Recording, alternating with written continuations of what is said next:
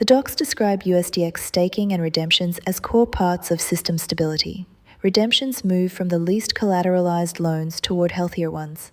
Liquidations and redemptions create dynamic pressure that helps maintain the stablecoin peg. USDx staking is therefore not just passive farming for the sake of farming. It is part of the mechanism that helps stabilize the system. Borrowing, liquidation backstop, redemptions, peg incentives, staking-based participation, all of these elements matter. If adoption grows and the mechanics continue to function correctly, this creates a more serious DeFi loop than simple emissions farming. That is the important distinction. This is not meant to be a decorative stablecoin. It is meant to be a working one. Now we move to AURYN, also called AU. The current AURYN documentation describes it as a token with a maximum total supply of 88 million, with an initial ORX AURYN Uniswap pool and a two-phase distribution model, a fixed-rate phase followed by a bonding curve phase. Now that the market price is substantially below the minting price, it's only wise to buy the AU from the markets. This token will be used on the future protocol launches. The docs also describe bonus mechanics, vesting logic, and token-specific adjustments for deposits. The notable mechanics include a maximum supply of 88 million, initial liquidity of 2.5 million ORX and 2.5 million AURYN, a fixed-rate launch phase, and a bonding curve phase. This is something to remember as the minting becomes profitable again. And token-specific handling, where ORX deposits burn 10% of the deposited ORX.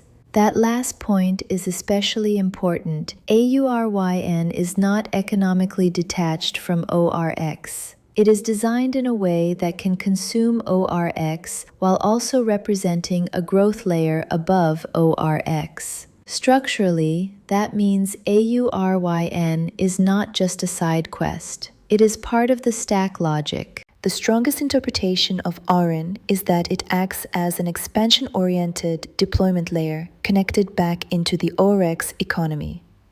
TitanX is the base scarcity engine. ORX is the value accrual center. USDx and Stablenet provide lending and stablecoin infrastructure. AURYN represents an additional growth vector that can consume ORX while participating in deployment expansion. On paper, that is elegant. The important thing is not merely that AURYN exists. The important thing is that AURYN is connected to the economic logic of the wider stack. If that relationship strengthens over time, AURYN could become a meaningful growth layer rather than just another token spinning in orbit looking busy. Now let's bring the full structure together. Why can this ecosystem be powerful? First, because it is trying to solve a real DeFi problem. Many ecosystems are good at issuing tokens and terrible at creating durable demand sinks. Stablenet and Ouroboros are trying to create a system where collateral, fees, burn mechanics, and stablecoin infrastructure reinforce each other. Second, TitanX provides the scarcity core. The design and statistics emphasize aggressive burn behavior and reduced circulating supply. If a lending ecosystem grows on top of that, the base layer could benefit from both scarcity and utility. Third, ORX is designed to capture economic activity. It is positioned as the value accrual center of the ecosystem, with present and future products routing value, fees, or rewards toward it. Fourth, USDx introduces capital efficiency. The system offers a differentiated alternative to classic interest-bearing CDP models through one-time fees, collateralized stable borrowing, backstop liquidity, and redemptions. Fifth, AURYN adds an expansion vector. It appears designed as a growth and deployment sharing layer on top of the ORX ecosystem rather than as a disconnected side token. And sixth, the entire stack is Ethereum native. That gives it access to deeper liquidity, better tooling, and stronger composability than more isolated ecosystems. That combination is why the ecosystem can look like gold to a DeFi native analyst, not because it is finished, but because it is trying to unify scarcity, utility, and value capture inside one coherent architecture. Now comes the cold shower. The ecosystem may be structurally impressive, but it is not risk-free. First, there is smart contract risk. Audits are good.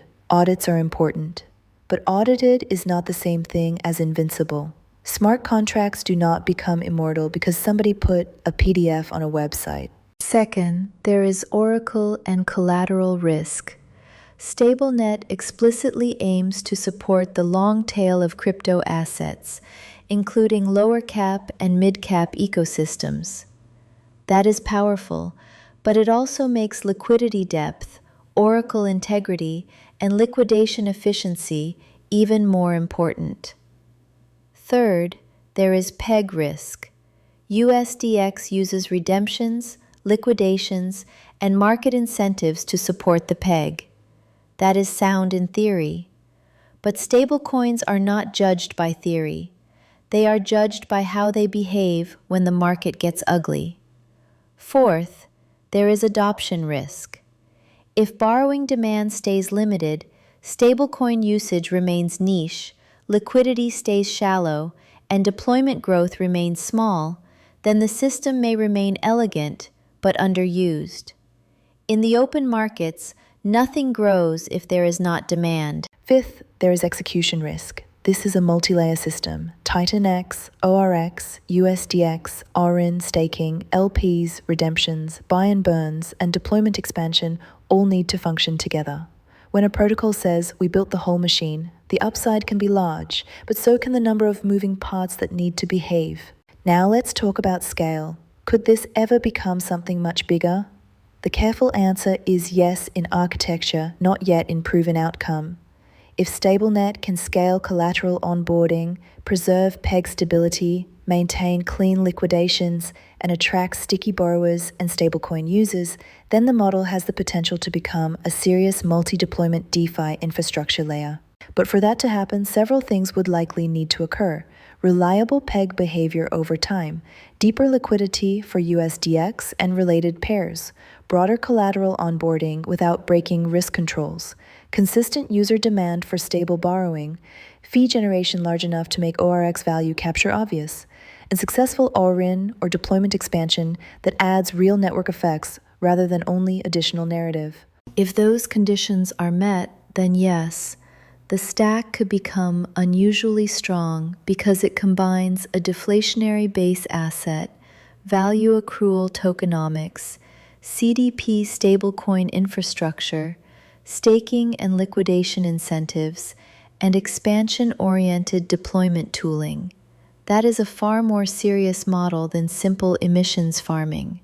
Or, to say it less politely, this system is trying to build a real DeFi machine, not a weekend carnival. So what is the final professional assessment? This ecosystem is compelling because it attempts to unify three things that DeFi often leaves fragmented: scarcity, utility, and value capture.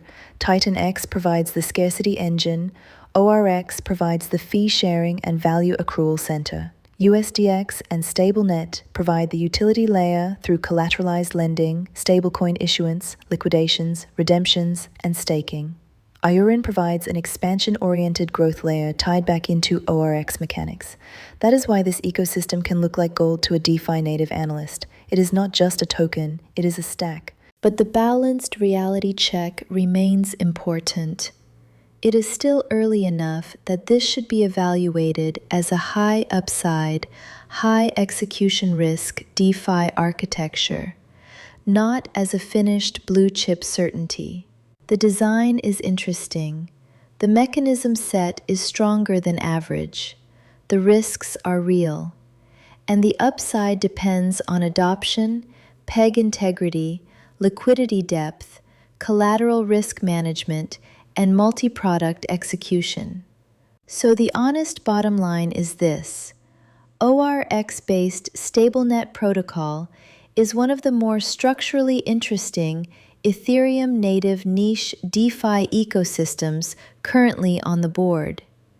But it still has to earn scale the hard way, through usage, stability, and execution. The reason Ouroboros ecosystem may matter more than people realize is not because it has the not much marketing yet. It matters because it is trying to reduce the need for destructive behavior inside the ecosystem itself, and it will start serving the small and medium cap-based tokens as a lending protocol. The base asset of the protocol has deflationary pressure, a USDx stablecoin system that allows borrowing your tokens, any tokens, instead of forced selling. A backstop mechanism that supports liquidations and peg structure. This system has too many growth layers that will feed back into the core economy. That is a serious design philosophy. If the Stablenet protocol continues to function as flawlessly as it already has,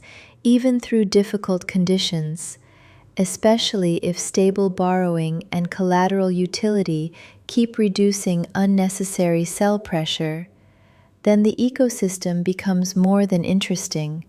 It becomes durable. And in crypto, durability is rarer than hype, by a lot. If you want more deep dive investigations like this, subscribe to the channel and join the Crypto Detective investigation. This episode was built to explain the structure in full, from Ethereum foundations to TitanX, ORX, USDx, the Backstop pool, AURYN, and the scaling path ahead. Study the ecosystem yourself. Read the docs and the description carefully. Review the interfaces. Follow the protocol accounts.